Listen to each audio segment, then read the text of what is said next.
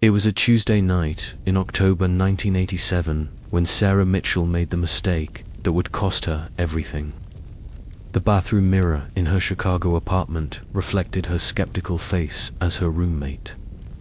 Jennifer stood behind her with a flickering candle.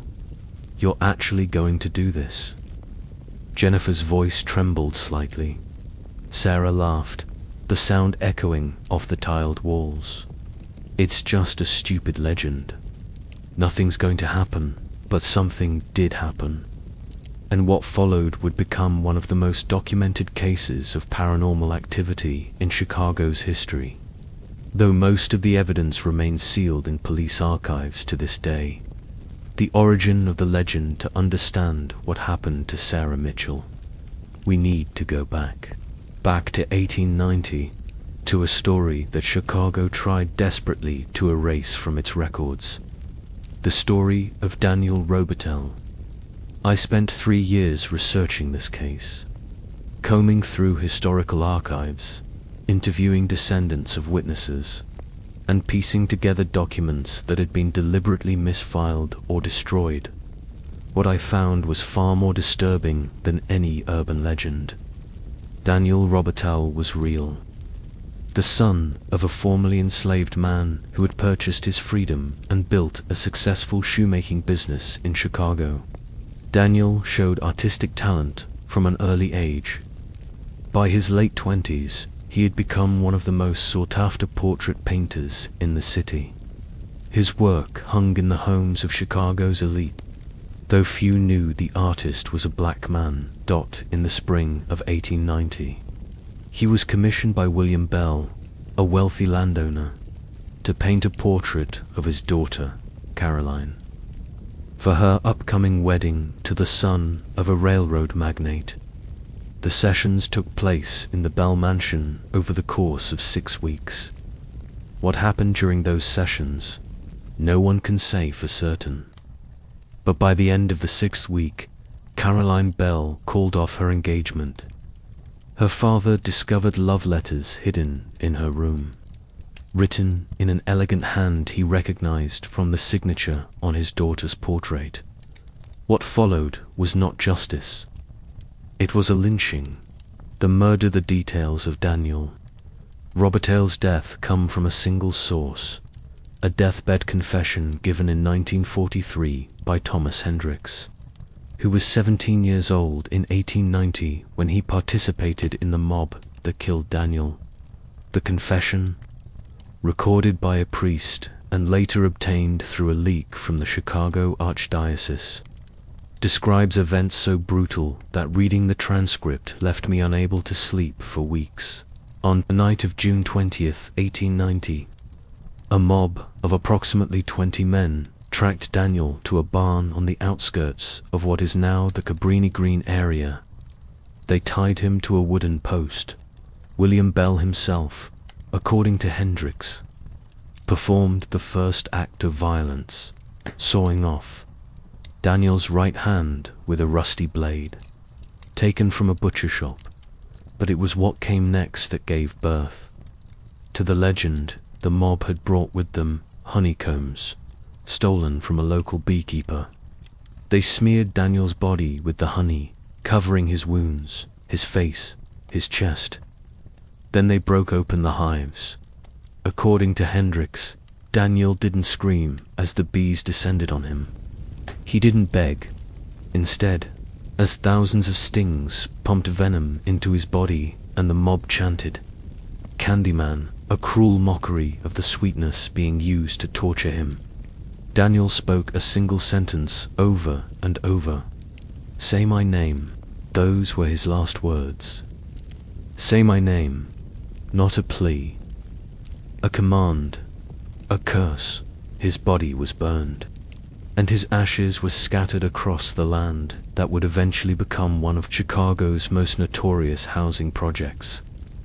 The first summoning the legend began appearing in the 1920s, whispered among children in the neighborhoods built on the land where Daniel died. The ritual was simple. Stand before a mirror in darkness. Say Candyman 5 times, and he would appear. Most considered it just a ghost story, a game to frighten younger siblings. Until 1963. Mary Lou Henderson was 14 years old when she and 3 friends decided to summon Candyman in the bathroom of their apartment in the newly constructed Cabrini Green projects. The girls giggled nervously as Mary Lou chanted the name 5 times. According to the police report I obtained through a Freedom of Information Act request, Mary Lou's friends found her 20 minutes later. She was catatonic, staring into the mirror, her right hand clutching the sink so tightly that her fingers left indentations in the porcelain. When paramedics finally moved her, they found she had carved the word believe into her left forearm with a broken piece of mirror. Mary Lou never spoke again. She spent the remaining 42 years of her life in a psychiatric facility, drawing the same image over and over, a man with a hook where his hand should be, surrounded by bees. But Mary Lou survived. Not everyone who summoned the Candyman would be so fortunate. The 1987 Sarah Mitchell was a graduate student in anthropology at Northwestern University, writing her thesis on urban legends in Chicago's housing projects. She had interviewed dozens of Cabrini Green residents about the Candyman legend, approaching it from a purely academic perspective. She saw it as folklore, a manifestation of community trauma and socioeconomic anxiety. She decided to include a chapter debunking the legend. To do this conclusively, she would perform the ritual herself and document the results. Her roommate, Jennifer Hayes, reluctantly agreed to film the experiment. The video exists, though it's never been publicly released. I was allowed to view it once, under supervision, during my research. What it shows is this. Sarah stands before the bathroom mirror, illuminated by a single candle. At 11:43 p.m., she begins the chant. Candyman, her voice is steady, confident. Candyman, a slight smile on her lips. Candyman, the smile fades. Candyman, her voice wavers. Candyman. Silence. For 17 seconds, nothing happens. Sarah turns to the camera, about to make a quip. Then the candle goes out. In the darkness, Jennifer's camera continues recording, the screen showing only black. But the audio captures everything. First, the sound of bees. Not a few bees, thousands, the buzzing so loud it distorts the microphone. Then Sarah's scream. Then Jennifer's. The sound of glass breaking, running. A door slamming. When the police arrived 30 minutes later. Responding to neighbors' reports of screaming, they found the bathroom mirror shattered.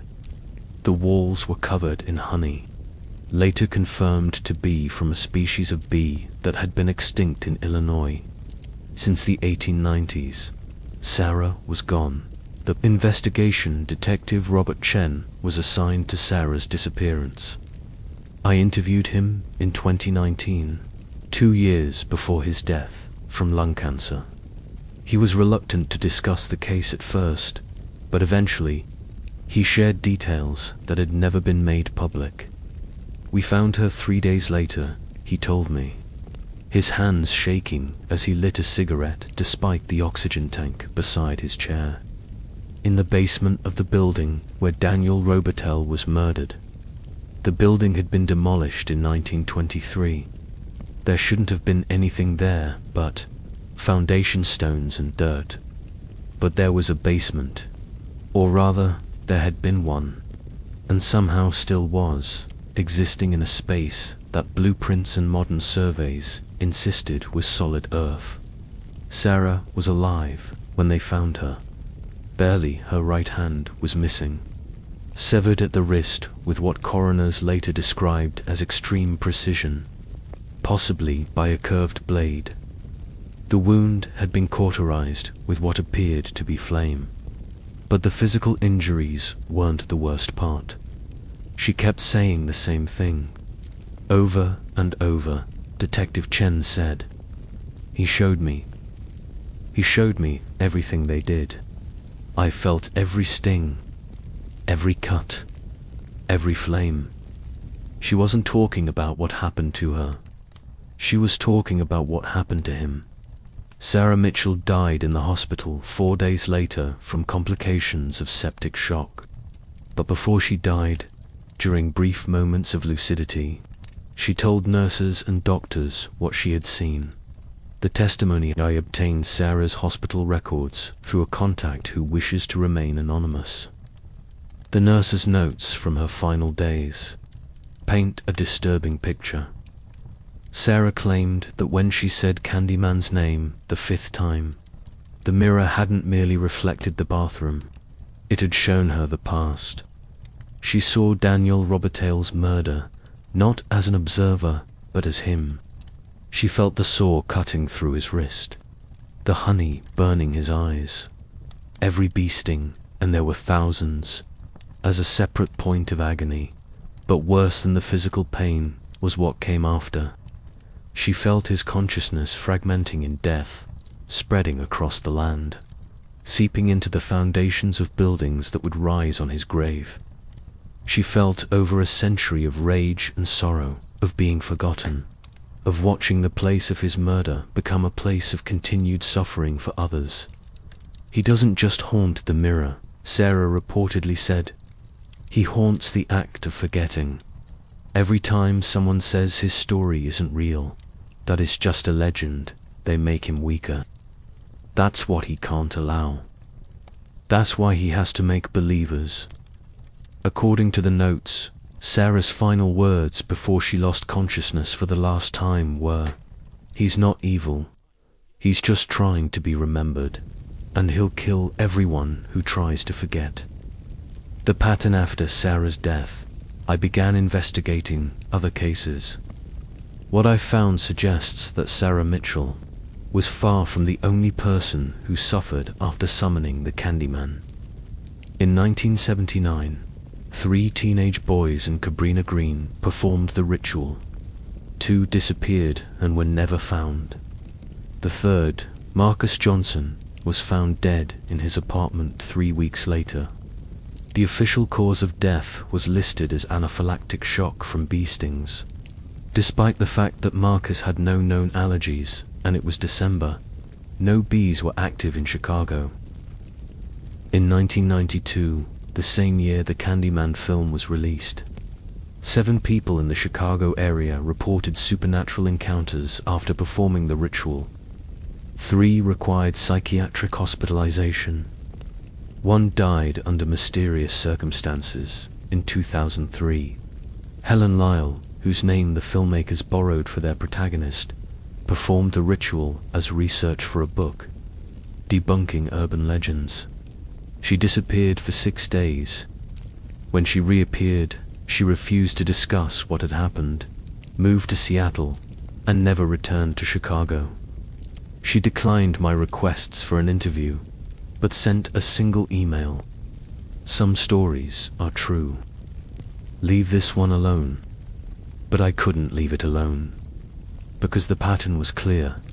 The Candyman wasn't just a legend. Something was happening to people who performed this ritual.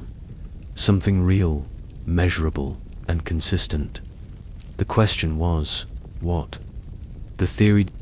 Patricia Owens, a parapsychologist I consulted during my research, offered a theory that, while unconventional, fits the evidence.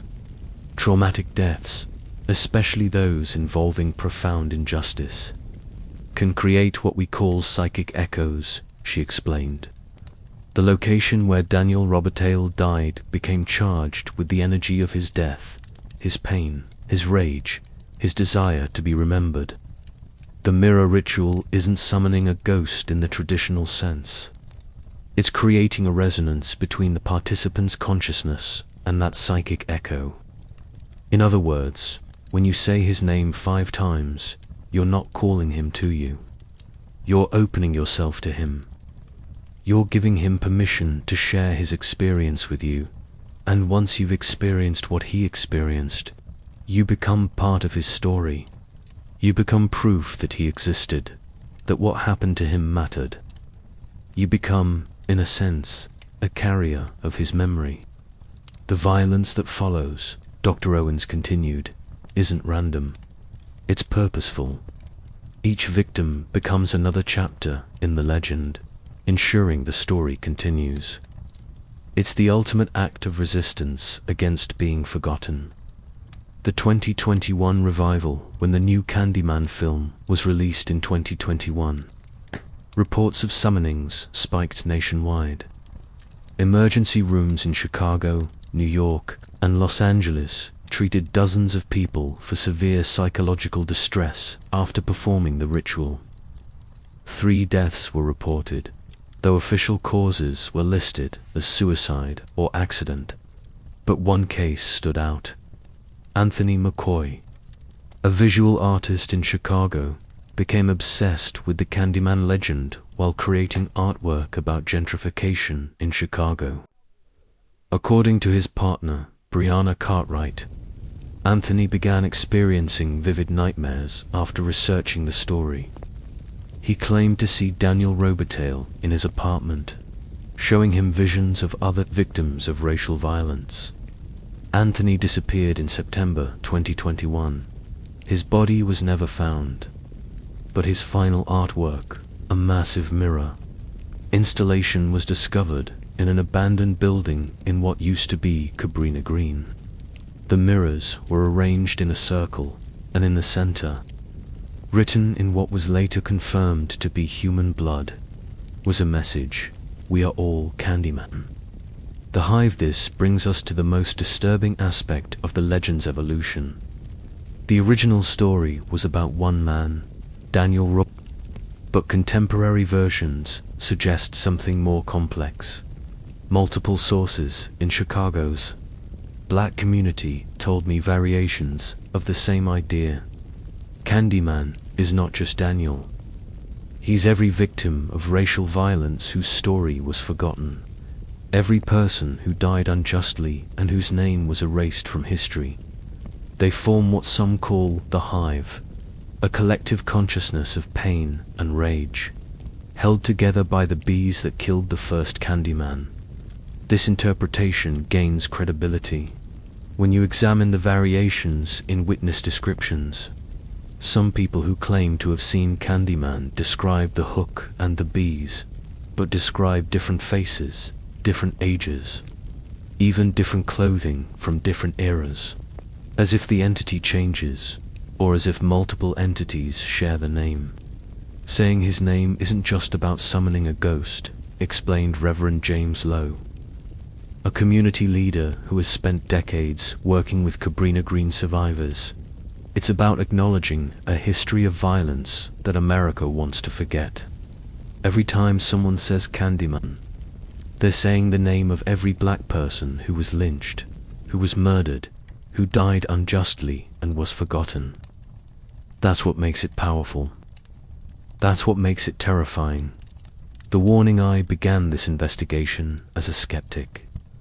I believed the Candyman legend was exactly what Sarah Mitchell initially thought, a folklore construct, a communal narrative born from real trauma, but not itself supernatural.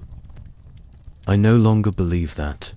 I've spoken to too many people who have experienced something after performing the ritual.